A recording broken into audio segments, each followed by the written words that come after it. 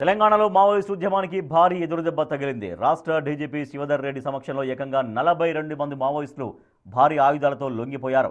లొంగిపోయిన వారిలో PLGA battalion commander సోడి మల్లా alias Nikhil వంటి కీలక నేతలు ఉన్నారు.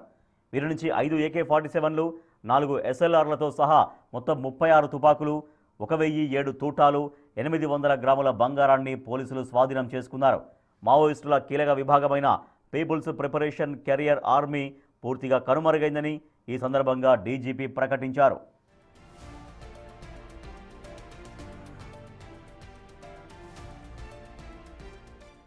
గడిచిన 2 ఏళ్లలో తెలంగాణ పోలీసుల ఉక్కుపాదం ధాటికి మావోయిస్టు పార్టీ ఉనికి ప్రశ్నార్థకంగా మారింది.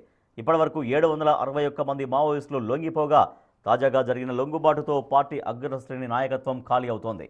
కాగా మావోయిస్టు అగ్రనేత గణపతి మృతి చెందారు అన్న వార్తలపై డీజీపీ శివధర్ రెడ్డి క్లారిటీ ఇచ్చారు.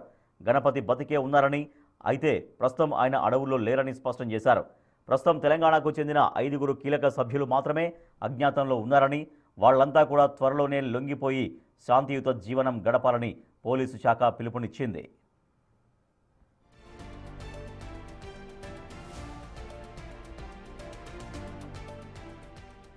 తెలంగాణలో లొంగిపోతున్న మావోయిస్టులకు భరోసా కల్పిస్తున్నామన్నారు డీజీపీ. కేంద్ర ప్రభుత్వం వారికి హెల్త్ కార్డులు, తెలంగాణ ప్రభుత్వం ఆర్థిక సాయం కూడా ఇస్తుందని తెలిపారు.